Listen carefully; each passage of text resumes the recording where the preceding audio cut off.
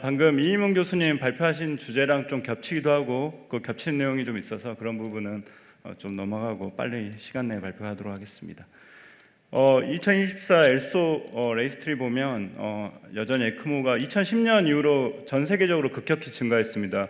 저희 나라 히라 데이터 들어가 보면 2023년에 3,500건으로 피크를 찍었고요. 작년에 의존 상태로 인해서 조금 떨어졌는데 그래도 10년 전에 비하면 거의 뭐 4배 가까이 증가했습니다. 그래서 에크모는 이제 현장에서 가장 많이 사용되는 그 라이프 세이빙 디바이스 중에 디바이스로 이제 적응을 한 것 같습니다. VECMO 아웃컴들을 보면 뭐 어떤 질환들은 좋기도 하고 나쁘기도 하는데 포스트 카디오토미 샥은 거의 20PR에 버금갈 만큼 성적이 좋지 않습니다. 그래서 뭐 서바이벌 디스차지가 20-30%밖에 안 된다고 보고가 되고 있습니다. 사실 아까 이임훈 교수님이 보여주신 그 가이드라인인데요. 2020년에 EACTS랑 엘소랑 STS, AATS 익스퍼트들이 모여서 가이드라인을 만들었습니다. 되게 자세한 내용의 가이드라인이고 되게 상세하게 정리가 되어 있어서 보시면 참고가 되고, 저는 준비하면서 2020년 이후에 논문들을 주로 이제 정리를 해봤습니다. 2020년 이전에는 여기에 잘 정리가 되어 있습니다.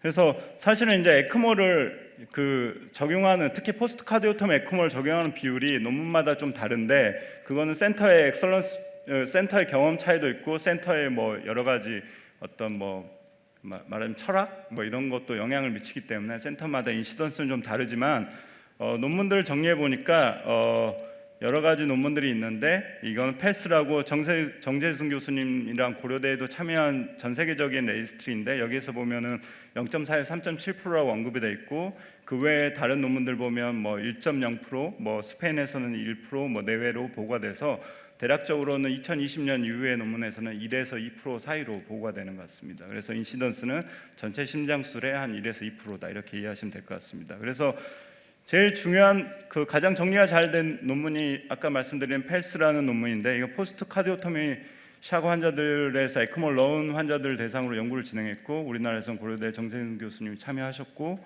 보시면 카디악 어레스트가 수술 전에 10% 정도 있었고, 이머전시가 25% 정도 차지한다고 되어 있었고, 50% 정도는 캐비지 환자입니다.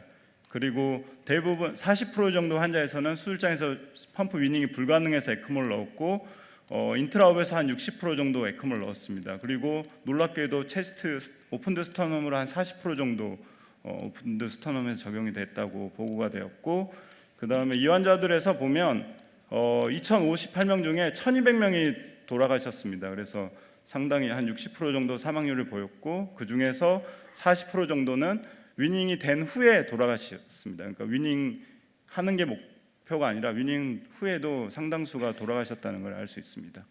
그래서 2025년에 또 그 패스에서 추가적인 후속 연구를 했는데, 그러면 일렉티브 서저리랑 어전트 서저리, 이머전 서저리에 따라서 이런 서바이벌의 차이가 있느냐 봤더니, 뭐 전체적으로는 인트라옵에서 한 50%에서 60% 정도 넣게 되고, ILBP를 전체적으로 한 30%에서 40% 정도 넣게 되고, LV 언로딩을 30%에서 40% 정도 하게 되는데, 전체적으로 이머전시에서 그런 것들을 하게 될 비율이 높고, 근데 그럼에도 불구하고 인호스피탈 모탈리티나 30데이 서바이벌은 통계학적으로 차이가 없이 세 그룹 다 한 60% 정도, 그래서 포스트 카디오토미 에크모를 넣게 되면은 한 60% 정도로 사망하더라. 그리고 이머전시 케이스든 뭐 일렉티브 케이스든 별 차이가 없더라. 이렇게 이해하시면 되겠습니다. 그러면 과연 이 연구 발표 주제가 이제 저희가 어떤 것들을 개선할 수 있느냐 뭐 이런 부분이니까 참 고민을 좀 해봤습니다. 그랬더니 이제 저희가 좀 개선할 수 있는 부분이 어떻게 캐뉼레이션을 할 건가, 센트럴 캐뉼레이션 할 건가, 페리페럴 할 건가, 그 다음에 LV 언로딩을 할 건가 말 건가, 하게 되면 뭘로 할 건가, 그 다음에 최근에 이제 각광받는 뭐 임펠라 같은 기구들이 얼마나 도움이 되나, 혹은 외국에서 요새 이제 다시 IVP 롤이 좀 확대되고 있는데, 이런 IVP 롤이 에크모랑 병용해서 효과가 있느냐 없느냐 뭐 이런 부분을 저희가 고민해 볼 수 있을 것 같습니다. 그 외에 다른 부분은 가이드라인 읽어보고 봐도 일반적인 에크모 환자랑 비슷하게 적용이 되더라고요. 그래서 저는 포스트 카디오토미 환자들을 주로 말씀드리도록 하겠습니다. 그래서 캐뉼레이션 스트래티지는 뭐 어떤 그룹은 센트럴이 좋다, 어떤 그룹은 페리페럴이 좋다 하는데, 그에 관한 논문은 2020년 이건 2014년 논문도 하나 응용했는데 한 3-4개 정도, 4개 정도 있습니다. 그래서 사실 2014년에 25대 25 이렇게 비교를 했는데 서바이벌은 차이가 없고 센트럴 에코모에서는 블리딩이 높고 페리페럴 에코모에서는 림브 이스케미아가 높더라. 이런 정도의 결론이고요. 그다음에 2026년에 56명 대 100명 비교했는데 롱텀에서는 서리데이에서는 차이가 없는데 롱텀에서 센트럴 에코모가 좀 나은 것 같다. 그다음에 컴플리케이션 비슷하고, 그다음에 JTCVS의 781명을 분석했는데 여기서는 센트럴 에코모가 오히려 인호스피탈 모탈리티가 오드리에서 1.54로 좀 더 높더라. 그다음에 또 대단히 연구 분석에서도 2021년에 센트럴 에코모가 오드리에서 1.38로 오히려 더 많이 죽더라. 이렇게 보고가 됐습니다. 그리고 최근에 좀 아랍 쪽에서 이집트 이런 데서 사우디아라비아 이런 환자들에서 101명을 보고했는데 거기서는 30데이 모탈리티는 차이가 없는데 센트럴 에코모에서 1년 서바이벌이 좀 좋더라. 이렇게 보고가 됐습니다. 그래서 정리를 해보면 센트럴 에코모가 이런 블리딩 이슈가 있습니다. 탐포네이드나 리오포레이션이나 매시브 트랜스퓨전이나 블리딩이 많은 건 사실이고, 그 다음에 라지 스케일 스터디에서는 센트럴 에코모가 더 예후가 안 좋은 것처럼 이렇게 지금까지는 나타났습니다. 반면에 페리페럴 에코모는 림브 이스케미아가 많고 블리딩이 좀 적은 그런 소견을 좀 보였습니다. 그렇지만 이거는 센터의 경험, 그다음에 어떤 에코모를 주로 하느냐 이런 거에 의해서 각 센터마다 차이가 너무 크고 각 센터마다 그런 적용하는 기준이 다 다르기 때문에 이걸 일괄적으로 우리 센터에서도 적용할 수 있을지는 좀 고민을 해봐야 될 것 같습니다.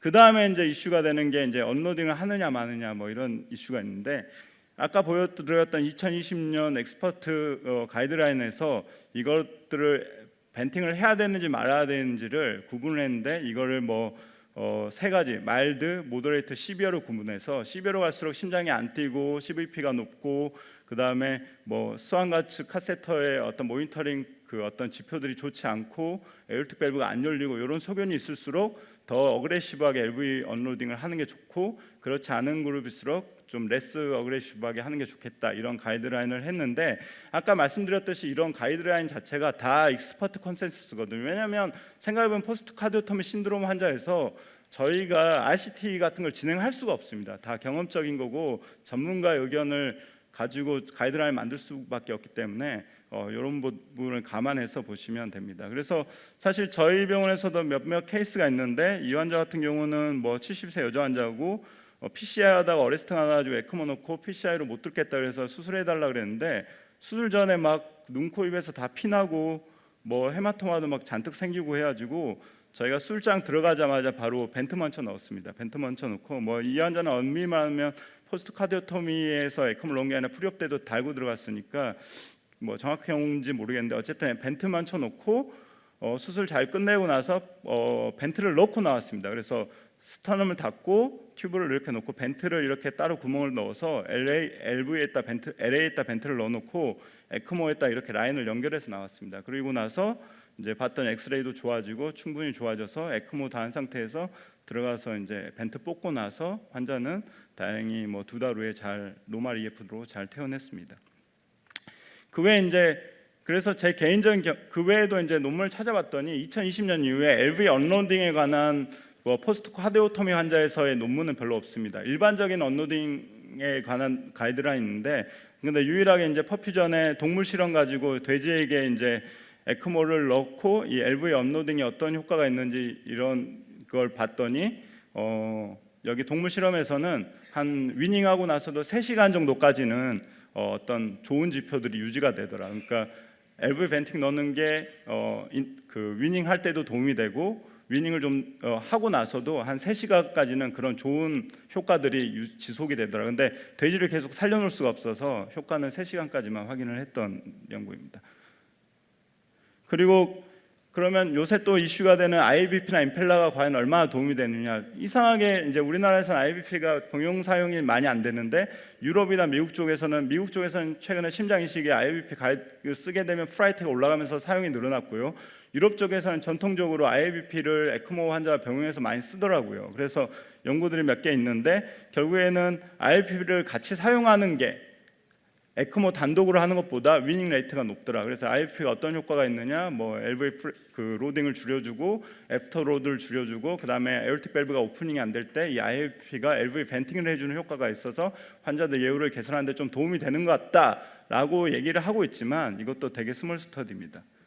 그리고 임펠라의 케이스 그 포스트 카디오토미 환자에 대한 그 어떤 클리니컬 연구는 별로 없고요. 이 2017년에 보고된 거는 뭐 되게 특이하던데 포스트 카디오토미 환자에게 VV 에컴을 넣고 임펠라로 서포트를 했더라고요. 그래서 좋은 결과를 보고했다는 그런 리포트도 있긴 있었습니다. 어쨌든 간에 그래서 임펠라는 이제 국내에 도입이 되고 좀 더 사용을 해봐야 되겠지만 IBP는 현재까지는 이제 유럽이나 미국 경험으로는 좀 도움이 되는 걸로 보고가 되고 있습니다. 가이드라인에서도 뭐 에어틱 밸브가 열리지 않을 때 IBP를 넣는 게 좀 도움이 되겠다. 레벨 오브 에비던시 2B로 추천이 되고 있습니다. 그 외에 뭐 다른 거에 대한 것들은 사실 일반적인 에크모 환자의 매니지먼트랑 거의 똑같습니다. 그래서 뭐 따로 언급을 안 해도 이미 다들 아실 내용이라서 그런데 저희 그룹의 개인적인 경험은 이런 뭐 레날 페일리어, 헤파틱 페일리어, 그러니까 이 포스트 카디오토미 환자에서도 아이솔레이티드 카디악 페일리어 상태를 유지하고 나머지 오르간을 프로텍션 하는데 총력을 다하고 있습니다. 그래서 리버 엔자임이나 이런 것들을 팔로우해서 빌리루빈이 뜨면 환자를 가능한 빨리 익스트해서 시기를 시작하려고 하고요. 그 다음에 이 레날 페일리어 소견이 있으면 CRT를 조기 적용해서 가급적 레날 프로텍션을 하려고 하고, 이런 다른 장기들을 보호하려는 노력들이 이런 환자군에서도 좀 도움이 되는 것 같습니다. 그래서 결론적으로는 포스트 카디오토미 에크모는 한 1에서 3% 정도 인시던스가 보이고 서바이벌 레인지는 시간이 지났음에도 20%에서 40%로 매우 낮다. 그리고 센트럴 에크모가 이 환자 그룹에서 도움이 되는지는 언클리어하다. 그 다음에 IBP나 임펠라는 좀 도움이 될 수 있겠다. LV 언로딩은 환자마다 도움이 되는 환자도 있을 수 있겠다. 이 정도의 결론으로 발표를 마치겠습니다. 감사합니다.